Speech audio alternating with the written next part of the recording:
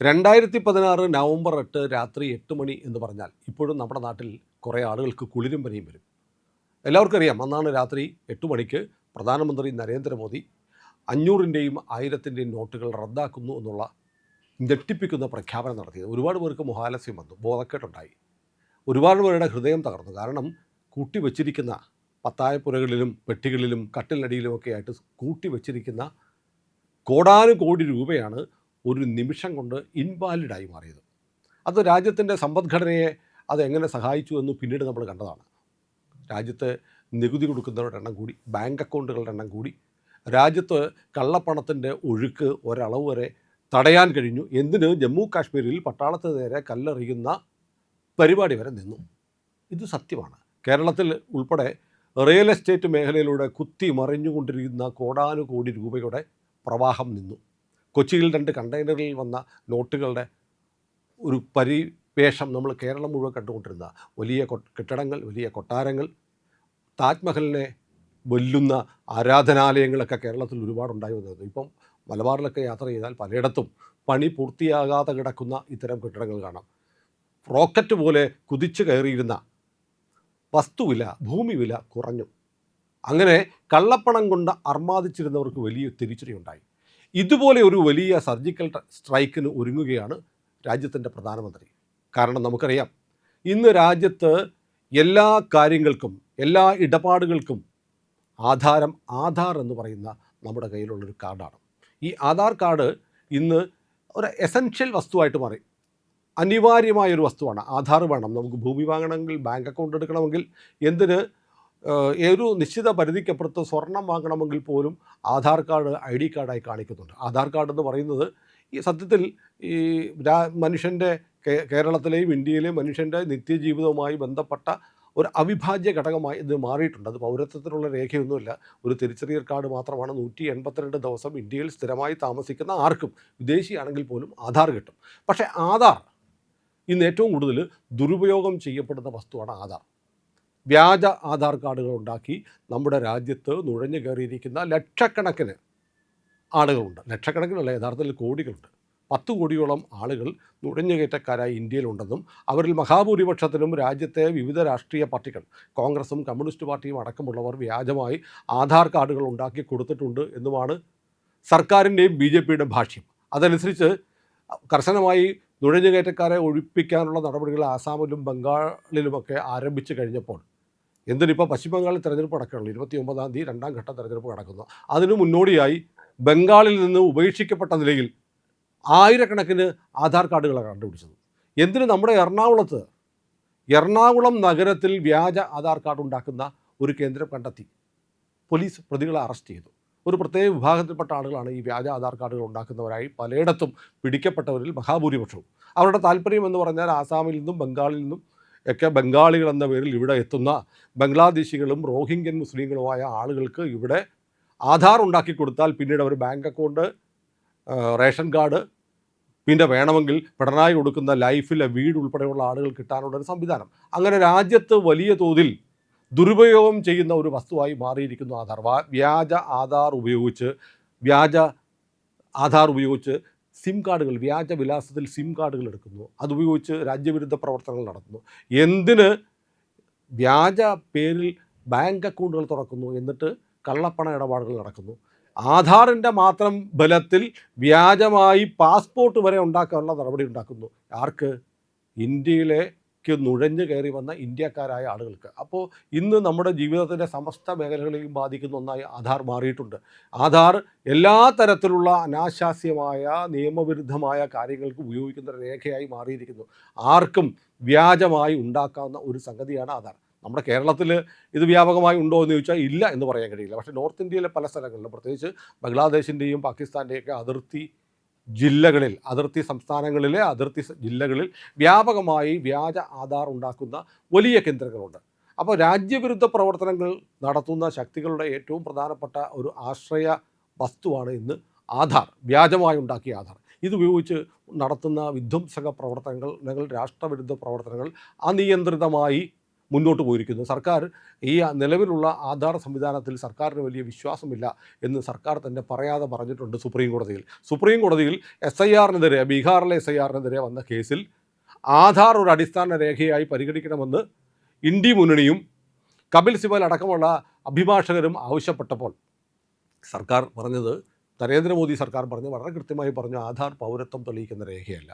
ഇത് എല്ലാ കാര്യത്തിനും ആധാർ നിർബന്ധമാക്കാൻ പാടില്ല എന്നൊരു ചെറിയ ഉപാധി സുപ്രീം കോടതി ആധാർ കേസിൽ മുമ്പ് പറഞ്ഞിട്ടുണ്ട്. എന്നിരുന്നാലും ഏതാണ്ട് എല്ലാ സർക്കാർ സംവിധാനങ്ങളിലും സർക്കാർ ആനുകൂല്യങ്ങളിലും ഒക്കെ കിട്ടണമെങ്കിൽ ആധാർ വേണം. അപ്പോൾ ഇതിൻ്റെ ദുരുപയോഗം വ്യാപകമായി നടക്കുന്നു എന്ന് ബോധ്യപ്പെട്ടതുകൊണ്ടാണ് കേന്ദ്ര സർക്കാർ സുപ്രീം കോടതിയിൽ ആധാർ വോട്ട് ചെയ്യാനുള്ള അല്ലെങ്കിൽ SIRൽ ഒഴിവാക്കപ്പെട്ടു പോകാതിരിക്കാനുള്ള മാനദണ്ഡമായി പരിഗണിക്കാൻ കഴിയില്ല എന്ന നിലപാട് കർശനമായി എടുത്ത്. അപ്പോൾ മുതൽ സൂചനയുണ്ട് ആധാറിന് നേരെ ഒരു പണി വരുന്നുണ്ട്. അത് ഏതാണ്ട് കേന്ദ്ര സർക്കാർ അത് അനുസരിച്ചുള്ള തീരുമാനങ്ങൾ എടുത്തിരിക്കുന്നുവെന്നും ഈ വരുന്ന ഡിസംബർ മാസത്തോടുകൂടി നിലവിലുള്ള ആധാർ കാർഡുകളെല്ലാം റദ്ദാക്കപ്പെടുമെന്നുള്ള വാർത്തകൾ ഡൽഹിയിൽ പ്രചരിക്കുന്നുണ്ട്. ഡൽഹിയിൽ അധികാരവുമായി ബന്ധപ്പെട്ടിരിക്കുന്ന പല കേന്ദ്രങ്ങളിൽ ഇത്തരം വർത്തമാനം വരുന്നുണ്ട്. അതുമാത്രമല്ല, ഡിസംബർ മാസത്തോടുകൂടി നമ്മുടെ കൈവശമുള്ള മുഴുവൻ ആധാറുകളും ഇൻവാലിഡായി മാറും. അതിനുശേഷം പുതിയ ആധാർ കാർഡ് ലഭ്യമാക്കാനുള്ള നടപടികളിലേക്ക് കേന്ദ്ര സർക്കാർ നീങ്ങുന്നു എന്നതാണ് മനസ്സിലാവുന്നത്. ഏറ്റവും പ്രധാനപ്പെട്ട ഒരു കാര്യമുണ്ട്, ഇതൊക്കെ കണക്റ്റഡാണ്.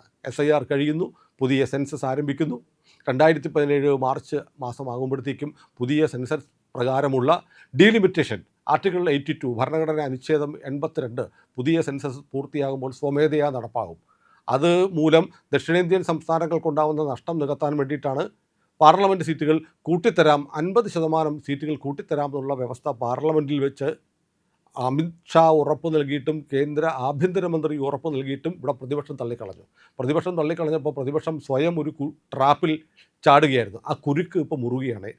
ആർട്ടിക്കിൾ 82 അനുസരിച്ച് ഡീലിമിറ്റേഷൻ സ്വമേധയാ നടപ്പാകും. അങ്ങനെ നടപ്പാക്കുമ്പോൾ ജനസംഖ്യാനുപാതികമായി കേരളം അടക്കമുള്ള സംസ്ഥാനങ്ങൾക്ക് സീറ്റുകൾ കുറയാനാണ് പോകുന്നത്. അത് പാർലമെൻറ്റിൽ അവതരിപ്പിച്ച ബില്ലിന് അനുകൂലമായി ഈ പ്രതിപക്ഷം, ഈ CPM, ഈ കോൺഗ്രസ് ഒക്കെ വോട്ട് ചെയ്തിരുന്നെങ്കിൽ കേരളത്തിന് 50% സീറ്റ് കൂടുമ്പോൾ 10 സീറ്റുകൾ വരെ കൂടുമായിരുന്നു. പക്ഷേ ഇപ്പോൾ സംഭവിക്കാൻ പോകുന്നത് 5 സീറ്റുകൾ വരെ കേരളത്തിൽ കുറയുന്നൊരു സ്ഥിതി ഉണ്ടായിരിക്കുന്നു. അപ്പോൾ ഇതെല്ലാം കണക്റ്റഡാണ്. ഇതെല്ലാം ബന്ധപ്പെട്ട് ഓരോ കാര്യങ്ങൾ രാജ്യത്തിൻ്റെ സുരക്ഷയും ഐക്യവും ഉറപ്പിക്കാൻ, അഖണ്ഡത ഉറപ്പിക്കാൻ വേണ്ടിയിട്ട് വിധ്വംസക പ്രവർത്തകരും രാഷ്ട്രവിരുദ്ധ ശക്തികളും എടുക്കുന്ന നടപടികളെ ചെറുത്തു തോൽപ്പിക്കാനുള്ള പരിപാടികൾ ആർട്ടിക്കിൾ 370 നടപ്പാക്കിയത് മുതലുള്ള പദ്ധതികൾ ഇങ്ങനെ നടപ്പാക്കി CAA കഴിഞ്ഞു, അനുച്ഛേദം 370 റദ്ദാക്കി. ഇനിയിപ്പോൾ ആധാറിൻ്റെ പേരിലുള്ള അനധികൃത കുടിയേറ്റം, വ്യാജ ആധാർ കാർഡുകൾ നിൽക്കുന്നവർക്ക് കടുത്ത പകരം നൽകാനാണ് ആധാർ കാർഡ് കംപ്ലീറ്റ് പിൻവലിച്ച് പുതിയ ആധാർ കാർഡുകൾ നടപ്പാക്കാൻ കേന്ദ്രം തീരുമാനിക്കുന്നത്. ഈ ആധാർ കാർഡിൻ്റെ വിശേഷം കൂടിയുണ്ട്. കാരണം ഈ പുതിയ ആധാർ കാർഡുകളെക്കുറിച്ച് മനസ്സിലാക്കുന്നത് അതിനകത്ത് ആളുകളുടെ പേര്, നമ്പർ, വിലാസം, ഡേറ്റ് ഓഫ് ബർത്ത്, ആണോ പെണ്ണോ, സ്ത്രീ ഓർ പുരുഷൻ തുടങ്ങി ചോദിക്കുന്ന കാര്യങ്ങളൊന്നും ഉണ്ടാകത്തില്ല. ആധാർ കാർഡിൻ്റെ ഉടമസ്ഥൻ്റെ പേരും ഒരു QR കോഡും മാത്രമായിരിക്കും പുതിയ ആധാറിലുണ്ടാവുക. അതുകൊണ്ടുള്ള ഗുണം എന്ന് പറയുന്നത്, ഇപ്പോൾ നമുക്കറിയാം, ഒരു ടെലിഫോൺ കണക്ഷൻ, മൊബൈൽ കണക്ഷൻ എടുക്കാൻ നമ്മൾ ആധാറിൻ്റെ കോപ്പി അവിടെ കൊടുക്കുന്നു. ഈ കോപ്പി വെച്ച് എത്ര മൊബൈൽ കണക്ഷൻ എടുക്കുന്നുണ്ട്? ഒരാൾ ഹോട്ടലിൽ താമസിക്കുമ്പോൾ ആധാർ കൊടുക്കുന്നു, അതിൻ്റെ കോപ്പി എടുക്കുന്നു. ആ ആധാറിൻ്റെ കോപ്പി ഹോട്ടൽ അല്ലെങ്കിൽ മൊബൈൽ കണക്ഷൻ എടുക്കാൻ നമ്മൾ കോപ്പി കൊടുത്ത കടക്കാരൻ ഇവരൊക്കെ എന്തിനൊക്കെ ഉപയോഗിക്കുന്നു നമുക്കറിയില്ല.